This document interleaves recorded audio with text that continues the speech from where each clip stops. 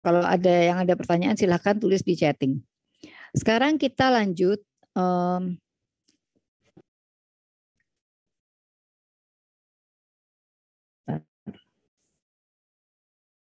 Ini ya.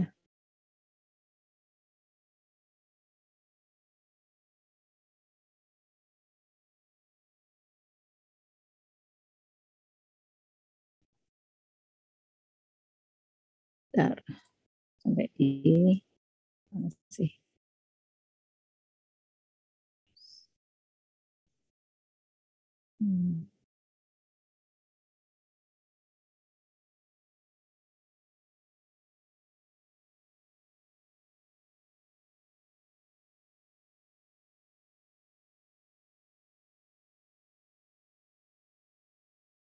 Sudah kelihatan belum?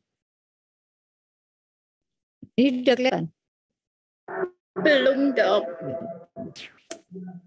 Harus ditutup dulu, terus dibuka lagi. Sebentar, ini harus tutup dulu, terus dibuka lagi.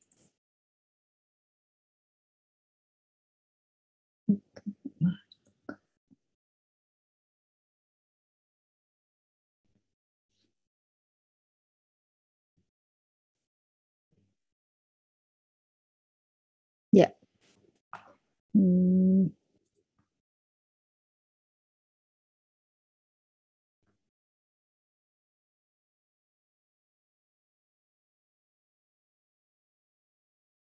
Empat ya.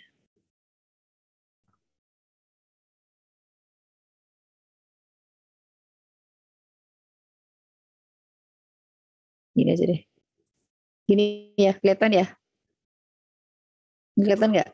Iya, Dok, sudah kelihatan. Sudah kelihatan, Dok. Nah, tadi sampai sini nih. Nah, tadi sampai sini ya. Ya, tadi sampai sini ya. Ini parasit itu dibedakan kan utamanya ini. Jadi ini adik-adik yang ketahui aja, ini adalah parasit-parasit yang sering dijumpai. Nanti kalau adik-adik jadi apoteker, nah mungkin bisa ketemu sama ini penyakit-penyakit yang diresepin oleh dokter disebabkan oleh karena penyakit parasit protozoa sama metazoa. Kemarin kita bilang cacing itu helminths ya. Yang besar itu cacing sama arthropod. Proto ini satu sel, kalau ini metazoa ini multiple cell. Ada cacing, ada arthropoda itu serangga. Yang sering ini serangga, jadi pernah lihat scabies, gudiken. Nah itu masuk di dalam parasit. Kemudian kutu kepala, kutu badan, kutu kemaluan. Nah itu tuh masuk di dalam parasit juga. Kemudian lalat, miasis gitu ya. Nah, penyakit-penyakit yang aneh-aneh itu. Kemudian helmin ya, yang di sini dibagi menjadi platyhelminthes sama thelminthes. Thelminthes ini adalah cacing gilik ya, bulat gitu, kayak gelang ya. Trematoda ini cacing gelang, platyhelminthes pelat, cacing pipih. Contohnya adalah cestoda atau cacing pita ya. Protozoa dibagi jadi Sarcomasquitophora, Ciliophora, Amplicoplex atau sporozoa, mikrospora. Ini semuanya ini berdasarkan cara geraknya ya. Jadi ada flagellata yaitu cambuk-cambuk getar sama amuba bergetar secara amoeboid ya. Amoeboid itu seperti siput. Jadi badan atau ini seperti kayak merangkak gitu, meremet ya kayak gitu tuh amuba. Baik, masuk ke sini yang ke cacingan. Kemarin kita sudah menyampaikan siklus dari cacing tuh. Yang ini ya kemarin ya masuk seperti ini. Ini adalah Ascaris lumbricoides. Kemarin cacing gilik, kemudian cacing tambang. Ya, cacing tambang itu cara infeksinya masuk larva yang ketiga kemarin ya sudah ya masuk melalui kaki. Jadi menusuk di sini di kaki, kemudian masuk ke badan pembuluh darah. Kemudian masuk ke pembuluh di paru-paru, dia naik ke atas, di sini di tenggorokan gatal, batukkan, kemudian ditelan masuk ke dalam usus, dan di usus dia menjadi besar, dewasa, kemudian mengalami kopulasi atau pernikahan, kopulasi kawin. Nah, terjadilah telur pada yang betina, kemudian dikeluarkan melalui feses. Ya, feses ini tidak sengaja kemudian di tanah dia akan menjadi fertile, menjadi matur. Nah, kemudian hatch itu pecah ya, hatch pecah. Nah, jadi seperti ular itu kan kalau di ram, nah kemudian keluar pecah, menetas, hatch itu menetas. Ayam juga gitu. Nah ini menetas kemudian menjadi larva muda rhabditiform, larva muda rhabditiform. Nah kemudian menjadi filariform. Nah larva filariform ini larva mature yang kemudian dia mampu untuk menginfeksi dan terulanglah kembali. Ya. Kemudian salah satu bentuk yang sering juga terjadi adalah Trichuris trichiura. Nah, Trichuris trichiura ini merupakan cacing cambuk ya, cacing cambuk. Karena kenapa? Bentuknya seperti cambuk seperti ini nih. Nah, gitu. Bagian ujungnya lancip, bagian belakangnya posteriornya menebal seperti ini. Jadi kalau orang cambuk kan sepertinya dipegang di sininya atau dipecutkan gitu ya. Jadi seperti ini. Ya, ini juga lihat kan seperti cambuk begitu. Maka disebut sebagai cacing cambuk. Trichuris trichiura ini akhir-akhir ini banyak terdapat pada pasien HIV sehingga dikatakan bahwa Trichuris trichiura ini bukan cacing yang oportunistik di mana dia ada yang bisa menginfeksi pada pasien-pasien dengan imunitas yang rendah, sangat rendah, baru dia kemudian menginfeksi. Banyak terdapat pada anak-anak yang higien sanitasinya kurang baik atau pada malnutrisi. Jadi pada anak-anak atau orang dengan kekurangan kalori, protein, berat. Nah itu biasanya sering terjadi nih, Trichuris trichiura. Di sini dia masuk ke dalam tubuh manusia, menginfeksi secara aksidental, terminum atau terhirup ya. Kemudian menjadi dewasa di dalam usus. Dan di sini dia kopulasi dan menghasilkan telurnya dikeluarkan melalui feses. Feses mengalami pematangan di tanah, kemudian masuk lagi. Ini simple, jadi tahapan-tahapannya simple kalau Trichuris trichiura ini. Ya, kemudian ini adalah bentuk yang sudah ini kan ya, sudah di sudah di air keras ya. Jadi kita terlihat seperti ini. Ini adalah gambaran dari cacingnya. Ini kremi ini, cacing kremi ya, cuma seperti ini. Ini adalah cacing nematoda itu, yang tadi yang ini Ascaris lumbricoides. Kalian bisa melihat cacing gelang ini sangat panjang, besar ya dan kuat. Otot-ototnya dia kuat. Sehingga pada kondisi kalau dia banyak ya dia bisa naik ke atas, jadi bisa keluar lewat hidung, keluar lewat mulut, bisa turun ke bawah, keluar lewat feses gitu. Dan dia bisa keruntel sehingga mengakibatkan adanya penyumbatan di dalam saluran usus ya, dalam usus. Baik, yang mengakibatkan ileus. Oke, kemudian next ya, ini helminth effusion di vertebra. Kemudian nih sangat besar ya, helminth. Ini adalah gambaran tambang. Nah, seperti saya sampaikan tadi ya, kalau yang ini cacing Trichuris ini dia tidak bisa untuk menembus. Ya. Jadi dia hanya ada di rongga. Tapi kalau cacing tambang ini dia bisa menembus ususnya. Ini adalah ususnya. Ini adalah gambaran endoskopi di mana ini usus dinding usus manusia. Kemudian bagian kepala atau bagian kaput dari cacing ini dia bisa menembus masuk. Kenapa masuk ke situ? Dia kan cari pembuluh darah. Dia cari saluran darah masuk sampai dia menembus, kemudian dia mendapatkan pembuluh darah. Setelah mendapatkan pembuluh darah dia diam di situ. Kemudian dia mau memompa, memakan darah kita. Nah, luka-luka ini bisa mengeluarkan darah nih, kan dia ditembus. Kemudian di sini terdapat luka-luka sobekan di saluran pencernaan kita. Sehingga bisa terjadi di sini tetesan darah. Infeksi dengan cacing tambang ini khas dengan ditemukannya feses lendir darah di dalam feses manusia, fesesnya pasien itu ada lendirnya, ada darahnya, kemudian ada makanan-makanan yang tidak tercerna. Ya, di sini bentuk dia menempel ini itu juga merupakan strategi untuk survive. Ya, dia tidak dikeluarkan oleh peristaltik usus gitu. Merupakan strategi dari cacing ini untuk tetap eksis di dalam tubuh manusia. Nah, imun sistem yang dibangun di sini terhadap cacing adalah seperti tadi saya sampaikan bahwa kecacingan ini kan bentuknya adalah kronis ya, sehingga kalau kronis itu yang berperan di situ adalah imunoglobulin ya. Yang tinggi adalah IgE, imunoglobulin E. Pada kondisi infeksi kecacingan, kondisi infeksi kecacingan di awal itu makrofag itu pasti residen makrofag di usus ya, dia pasti akan mengalami induksi ya. Kemudian induksi makrofag ini dia akan mengeluarkan TNF ya, tumor necrosis factor, nucleic oxide ya. TNF sama NO ini merupakan amunisi zat-zat yang vulnerable yang membuat cacing ini bisa kepanasan. Nah, kemudian dari limfosit B mengeluarkan berbagai antibodi. Nah, di sini cacing itu akan diselimuti oleh antibodi dan diselimuti oleh antibodi. Kemudian dia dikenakan TNF atau nitric oxide ya. Nah, sedemikian rupa sehingga ya seperti ini ya, cacing itu nematoda.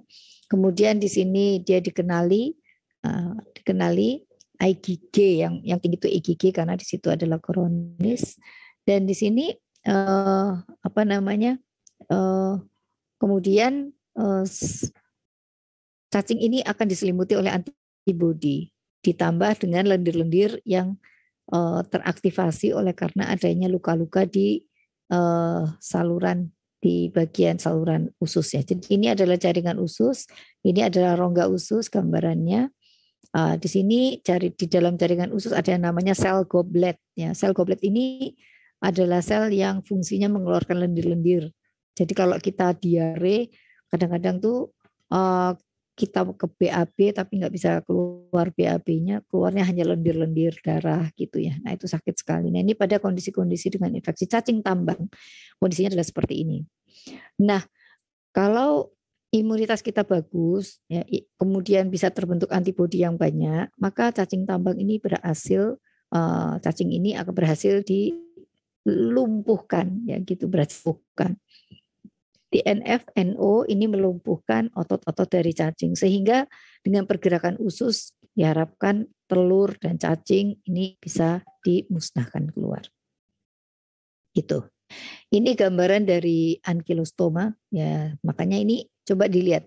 Ini adalah gambaran dari cacing tambang di mana bagian mulutnya itu terdapat gigi-gigi seperti ini. Ya, gigi ini fungsinya dia untuk menggigit dan untuk mencengkram bagian dari usus kita sehingga dia tidak dikeluarkan dari tubuh kita. Ya. Oke. Kemudian selain dari mulutnya ini ya, cacing askaris dan juga cacing tambang, juga trichuris, semua jenis cacing itu bagian tegumennya itu dia mampu untuk menyerap vitamin B ya, vitamin B, asam folat ya. Kemudian dia mampu untuk menyerap komponen dari host, misalnya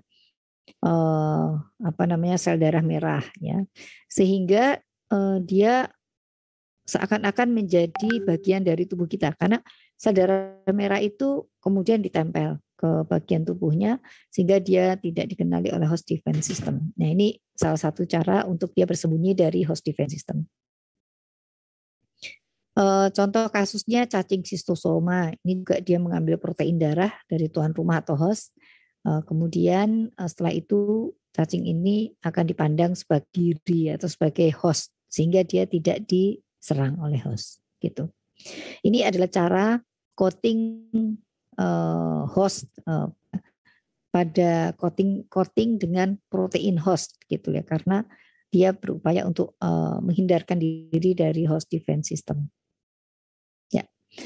Kemudian yang ketiga caranya yaitu dengan molecular mimicry, yaitu molecular mimicry di sini maksudnya adalah meniru struktur host atau fungsinya gitu. Contohnya tadi untuk schistosoma ini merupakan cacing yang memiliki E-selectin yang dapat membantu dalam adhesi atau invasi.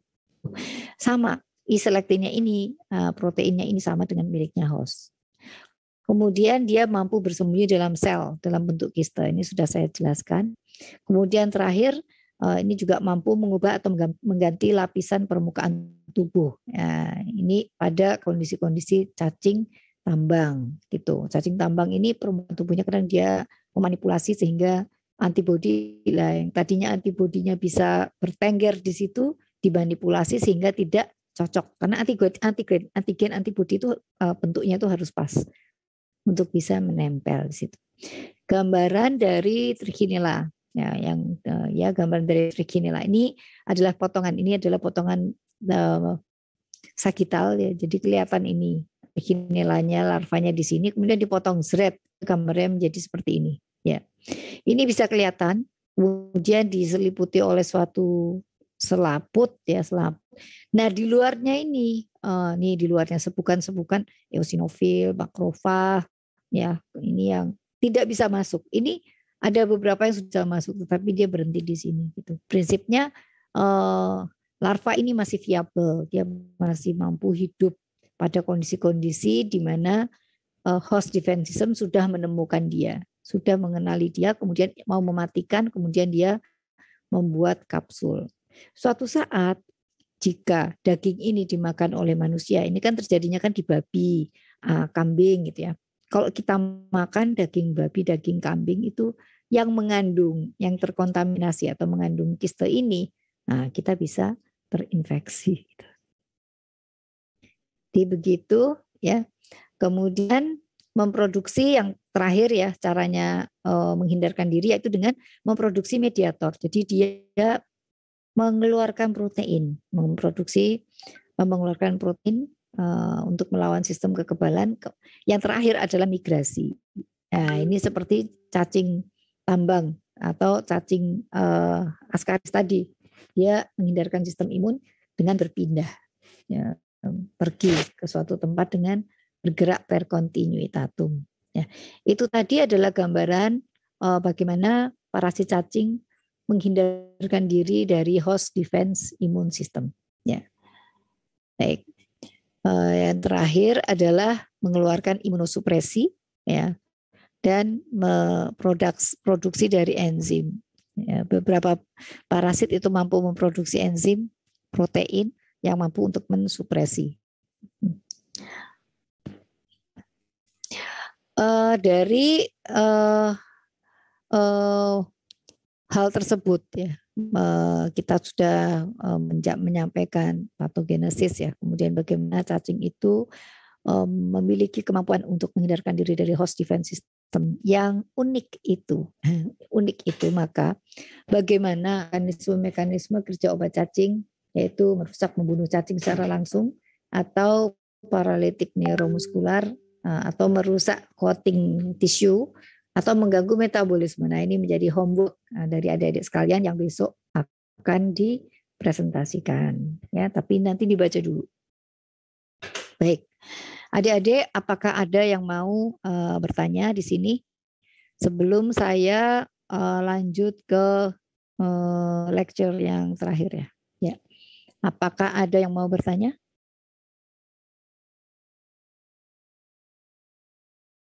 Adik-adik, halo, halo. Adik-adik, ada yang mau bertanya?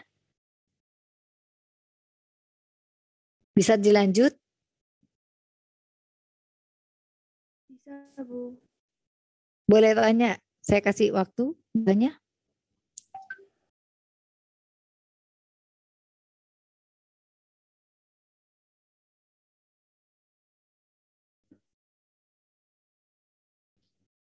Ada yang mau tanya? Nggak ada ya? Kalau nggak ada yang mau tanya itu paham nggak? Dek, kalau nggak ada tanya itu paham nggak?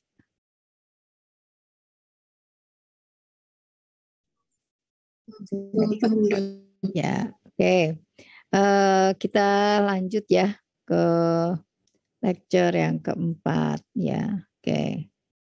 Ini kita buka dulu. Ya. Hmm.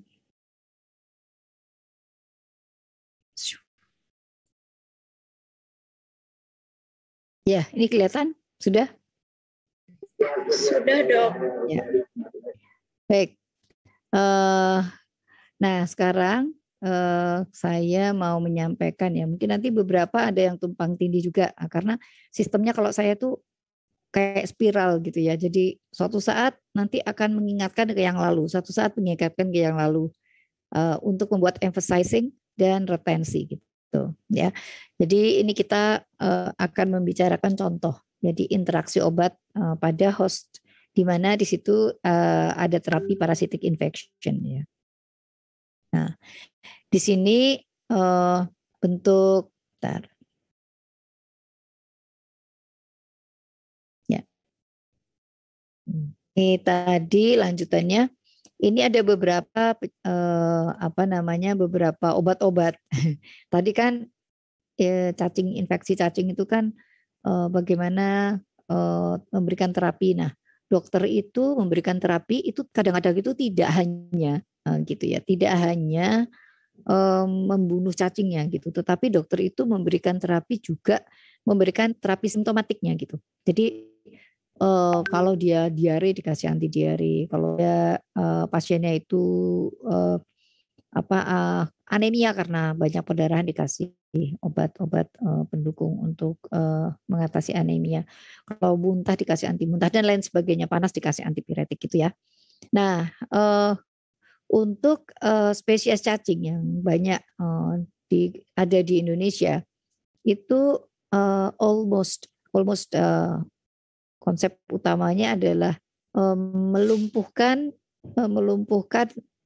otot-otot dari cacing karena cacing itu menjadi berbahaya karena dia ototnya sangat kuat. Cacing gelang itu ototnya kuat banget, ya keras ya. Seperti kalau adik-adik ada yang pernah pegang luwing, pernah ada yang pegang luwing pernah? Ya jangan ya. Kalau luwing itu bentuk mirip dengan cacing gelang. Dia kelihatan di situ cincin-cincinnya itu sangat kuat. Nah, di sini spesies cacing ya itu Taenia saginata, Taenia solium, Diphyllobothrium latum, Echinococcus granulosus, Ascaris lumbricoides, Anthrobius vermicularis, Strongyloides circularis ya. Nah, ini semuanya ini coba dilihat kalau antihelmintiknya. Hampir semuanya mebendazole, ya kan? Praziquantel, niclosamid, albendazole, thiabendazole. Ya ini ya bolak-balik ke sini-sini aja ya. Ya ini nanti adik-adik cari coba sebenarnya seperti apa sih mode of action farmakokinetik farmakodinamik ya. Ini seperti apa gitu ya. Coba nanti adik-adik cari gitu ya. Oke, itu adalah homework. Ini contohnya yang banyak ada di siapa yang pernah minum ini? Ada yang pernah mengkonsumsi Combantrin atau adiknya ya. Ya, ini biasanya dipakai untuk di anak-anak sekolah. Kemudian bisa juga ini diberikan pada kucing, anjing gitu ya, sapi, kambing gitu. Sering dikasih ini. Fungsinya adalah untuk menjaga supaya tidak terkena penyakit kecacan, dia bisa gemuk dan sehat gitu. Ya, ini juga homework. Baik, masuk ke protozoa. Kemarin kita sudah bicara mengenai malaria. Ya, kita sudah bicara mengenai malaria. Nah, kita belum bicara mengenai intestinal protozoa. Intestinal protozoa ini merupakan protozoa yang ada di usus. Kalau malaria kemarin, protozoa yang ada di mana, Adik-adik? Boleh dapat informasi? Ada di hati, betul. Terus di mana lagi yang utamanya dia? Hati kan awal. Gitu. Awalnya dia masuk ke darah terus ke hati. Terus tapi dia merupakan penyakit darah. Malaria itu penyakit darah, parasit darah, ya. Jadi kalau mau ngecek malarianya positif apa negatif, itu diambil darahnya, kemudian dibuat apusan darah tepi, gitu ya. Kemudian dicari di situ ditemukan malarianya atau tidak. Jadi dihapus gitu di mana nanti eritrosit itu akan berjejer, terus dicek di bawah mikroskop ada di dalamnya parasitnya apa enggak gitu. Jadi malaria itu adalah penyakit darah, ya contoh penyakit darah. Nah, intestinal protozoa ini yang utama adalah ameba. Ini yang mengakibatkan sakit sekali ya. BAB-nya lendir darah. Kemudian toksoplasmosis ini adalah penyakit di sel dan jaringan. Jadi dia menginfeksi intrasel ya, sel-sel yang berinti. Kita masuk plasmodium, kita masuk ke protozoa saluran cerna. Ini yang terkenal adalah Entamoeba histolytica, Balantidium coli, Giardia lamblia. Yang terkenal ini histolytica nih, Entamoeba histolytica ini yang sering terdapat di kalau kalian berenang di sungai yang kotor ya, kemudian keminum. Nah, ini ada amebanya ini soalnya sungai-sungai itu kan biasanya untuk BAB juga. Nah, ya bisa gelek gitu keminum. Nah, terus jadilah kita terinfeksi itu, jadi terinfeksi. Nah, kalau Giardia lamblia ini banyak terdapat pada anak-anak, biasanya sering pada anak. Dia kurang patogen sebenarnya, kurang patogen. Pada orang dewasa dia tidak mampu membuat sakit, tapi dia membuat sakit pada anak-anak yang imunitasnya masih kurang. Tapi kalau ini sangat patogen ya. Jadi kalau ada Entamoeba histolytica harus langsung diterapi meskipun baru ditemukan satu. Balantidium coli seperti ini juga merupakan penyakit yang mengakibatkan diare tapi tidak sevirulen histolytica. Nah, sekarang kita masuk ke histolytica aja nih yang sangat virulen. Kenapa dia bisa menginfeksi sangat virulen? Karena histolytica itu mampu menembus loh, bayangin, menembus usus. Sama seperti kalau cacing tambang. Cacing tambang tadi dia melukai usus dengan cara kepalanya, kan gigi. Ya, dia menekan, kemudian giginya menggigit, kemudian menekan lagi menggigit, masuk sampai dapat pembuluh darah. Kemudian dia menghisap darah. Nah, bagaimana dengan ini histolytica? Wah, bentuknya kan seperti ini ya, gitu ya. Kok bisa? Gitu. Bisa. Ternyata Entamoeba histolytica ini memproduksi suatu protease, jadi dikeluarkan serat, diproduksi namanya sistin protease. Namanya protease berarti dia pencerna protein, dan sel darah kita, sel epitel, jaringan itu kan protein. Nah, dia dikeluarkan di situ, protein kita melunak, rusak dan melunak. Kemudian dia masuk begitu ya, Entamoeba histolytica. Kemudian ini kan bentuknya akut apa kronis? Kronis ya. Jadi ini kan parasit itu biasanya kronis. Dan tubuh kita sudah mengenal, kemudian membuat antibodi. Nah, antibodi yang banyak di saluran cerna adalah IgA. Ingat ya di awal kemarin, IgM itu antibodi yang pertama kali pada kondisi akut atau yang banyak terdapat pada ASI.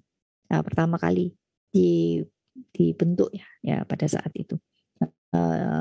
IgM-nya tinggi itu sangat bagus untuk bayi, namanya kolostrum ya, dibalikin lagi. Kemudian yang kedua adalah IgG. Nah, IgG.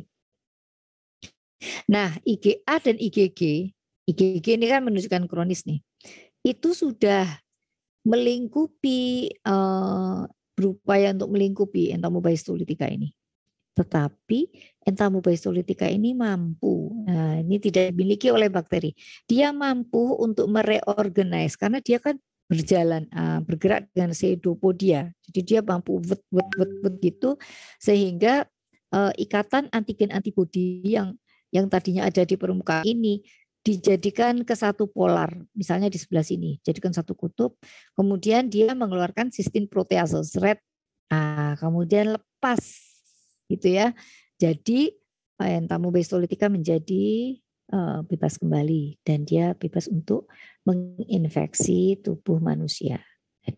Jadi dia mampu untuk cleave atau memotong ikatan IgG dan IgA yang sudah berikatan dengan patogen itu, dengan Entamoeba gitu.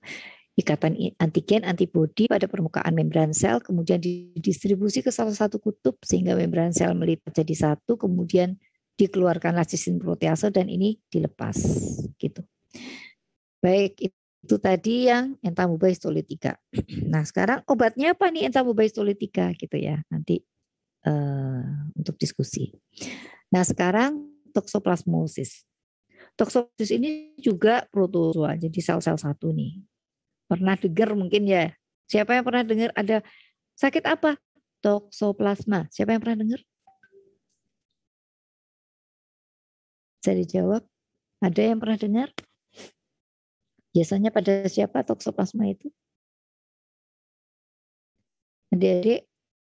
Pernah dengar dok di Apa? kucing kalau Oh, di pelihara kucing kucing. gitu-gitu. Ya, kalau pelihara kucing. Oke, bagus sekali, pinter ya. Jadi Toxoplasma gondii ini merupakan parasit sel satu yang dia menginfeksi sel yang punya inti. Bagaimana dengan malah menginfeksi sel eritrosit? Eritrosit ada intinya apa enggak?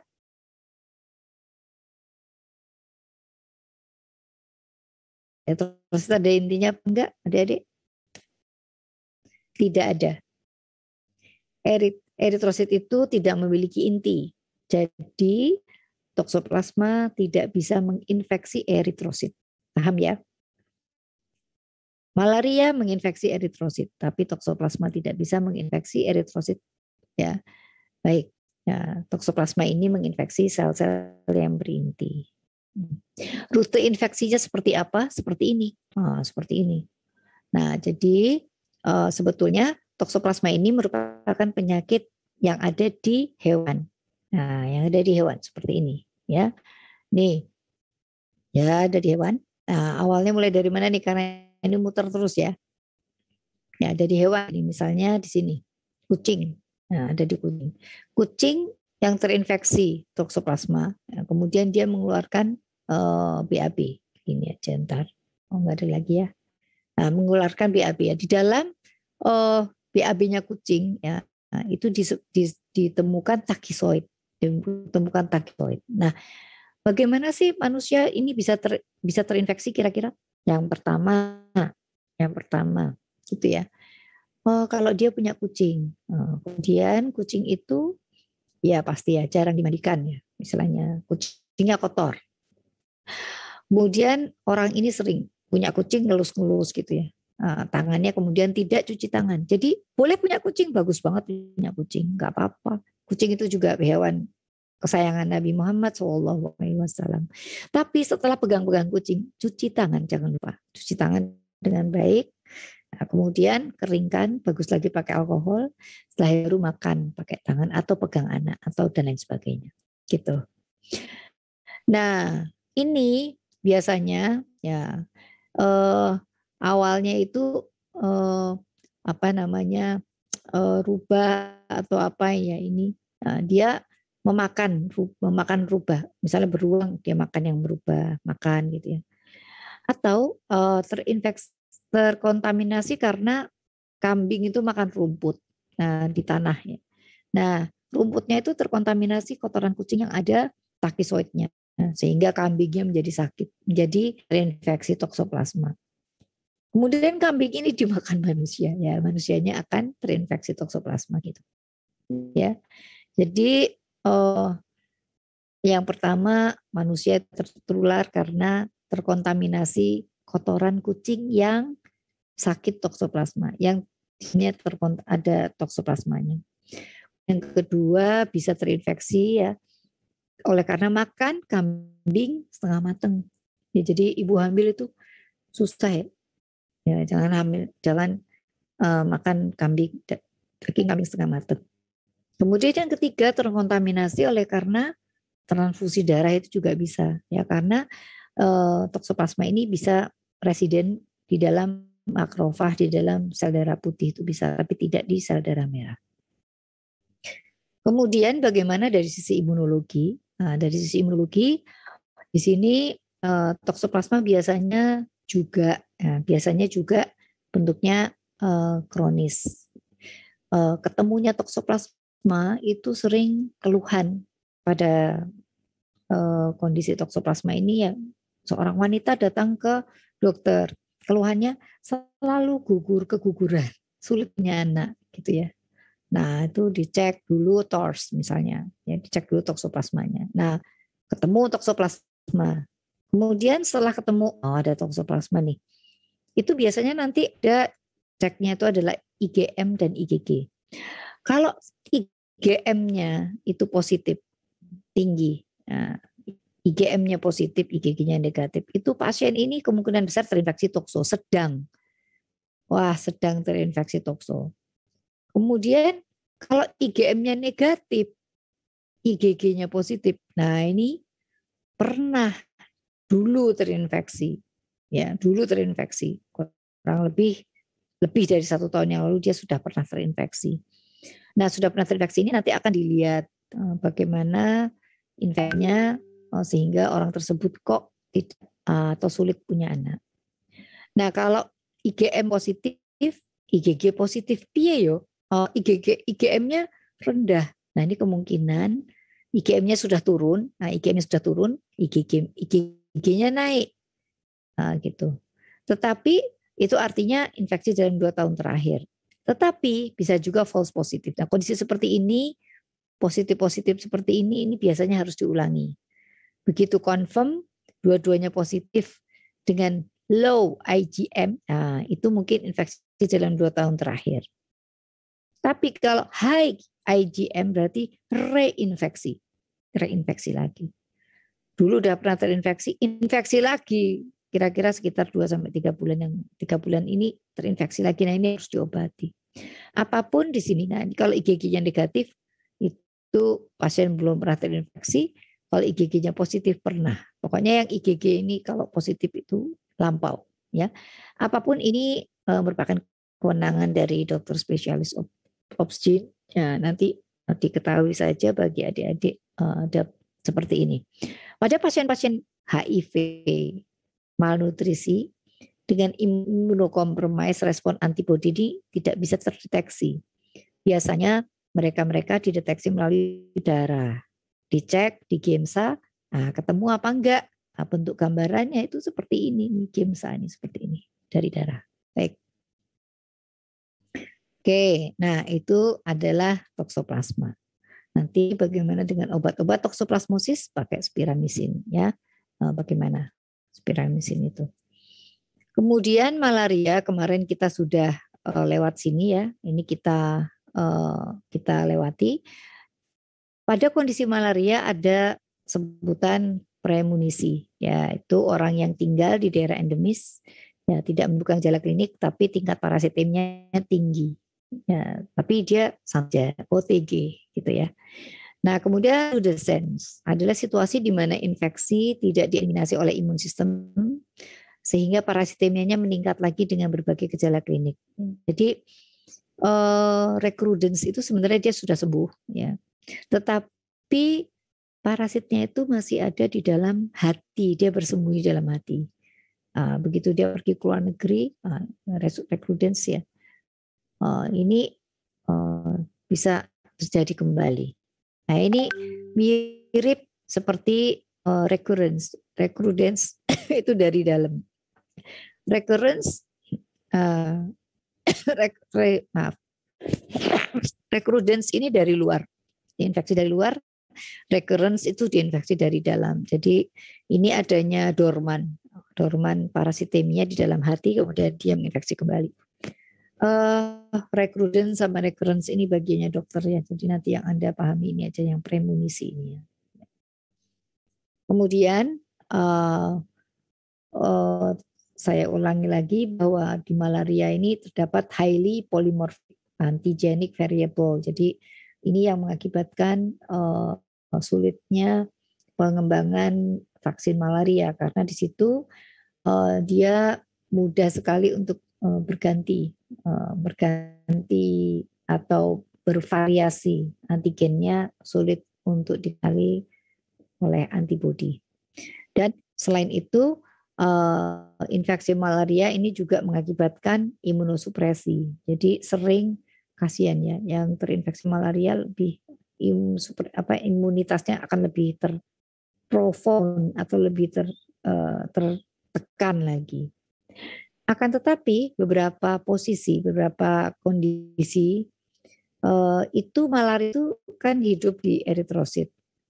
Tapi kalau eritrositnya sendiri cacat ya, maka Plasmodium malaria itu tidak mampu untuk hidup di situ.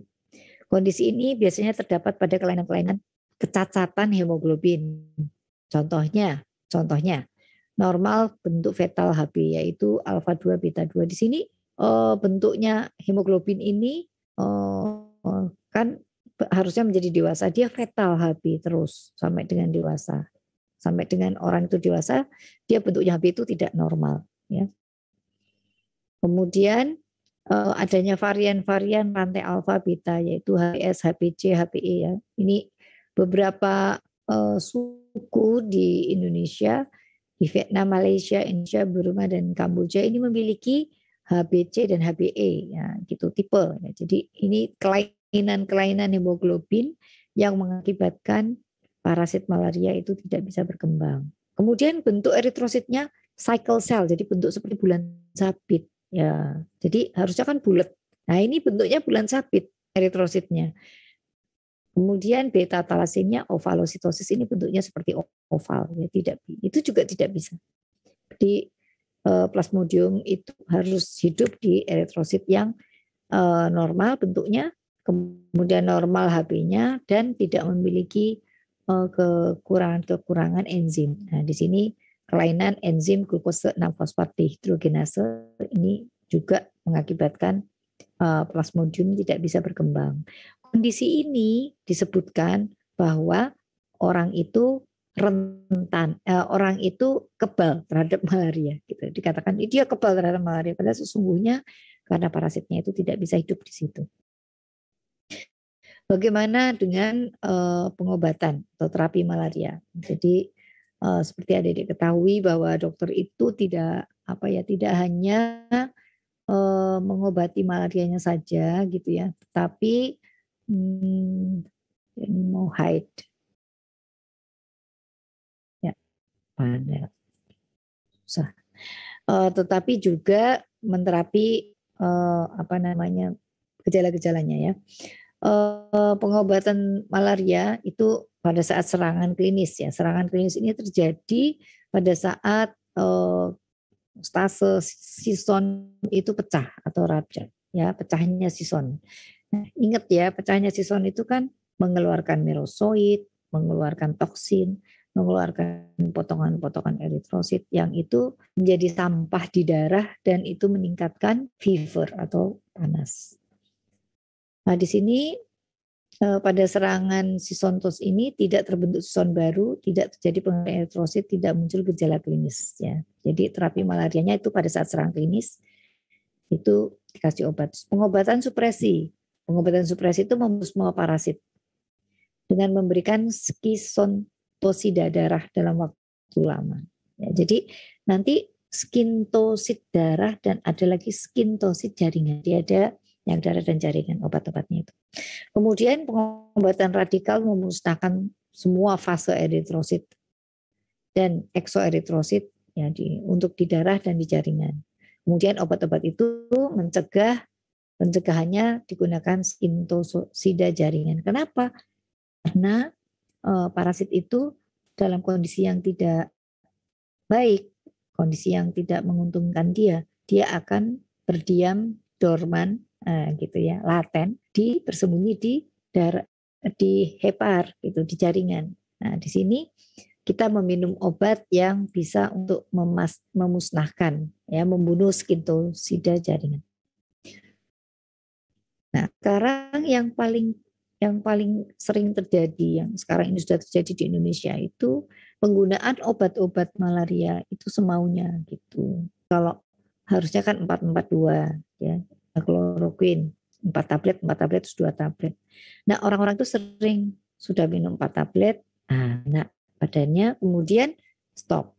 Nah, itu disimpan obatnya untuk nanti kalau sakit lagi. Nah, padahal itu mengakibatkan jeda di mana malah Plasmodium falciparum yang pinter ini dia mempelajari, oh kloroquine seperti itu, oh amodiaquine seperti itu.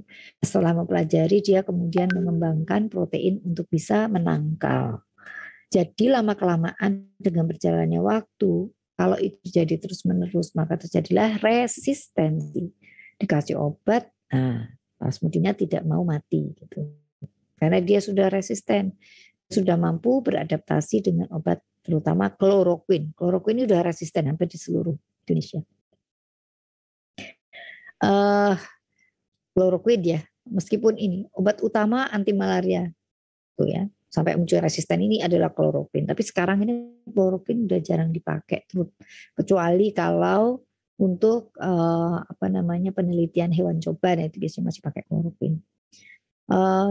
Di sini bagaimana saya memberikan contoh ya, contoh besok adik-adik presentasi ya. Jadi setiap obat ini kemudian dicari bagaimana sebagai apa antiinflamasi, efeknya ya antiinflamasi kloroquine ya. Sekarang kloroquine itu ditemukan sebagai anti COVID. Apanya yang diambil untuk anti COVID ya, nanti kita diskusikan pada saat COVID itu. Di sini kloroquine sebagai anti COVID ya, jarang ada yang pakai seperti itu. Absorpsinya bagus, kemudian dia kalau kayak gini artinya terhambat pada absorpsi seseorang pasien yang tidak mendapatkan terapi antasid atau anti diare, sehingga tidak boleh diberikan bersamaan. Ya, oke, homework. Ya. Nah, terapi-terapi untuk malaria itu ada pengobatan sama ada profilaksi. Profilaksi ini untuk pencegahan. Biasanya diberikan pada orang-orang yang mau masuk ke daerah endemis. Itu diberikan kalau untuk Plasmodium falciparum itu diberikan kloroquine ya. Kalau kloroquine resisten diberikan mefloquine. Kalau dia resisten kloroquine dan mefloquine diberikan MDR, yaitu multi drug terapi, yaitu doxycycline, kloroquine dan proguanil. Ini tiga ini yang sekarang ini sering digunakan tuh ini, doxycycline, kloroquine dan proguanil. Dengan kalau ini falciparum, nah ini dengan Plasmodium vivax dan ovale diberikan primaquine. Ya. Kemudian ini pengobatan. Kalau pengobatan sama Plasmodium falciparum itu kloroquine. Tapi kalau ini nggak bisa atau resisten, kalau ada komplikasi, nah ini diberikan IV, intravena kinin, intravena. Nah karena dia kan sudah tidak sadar ya. Kloroquine ini sering, Plasmodium falciparum ini kan akibatkan cerebral malaria.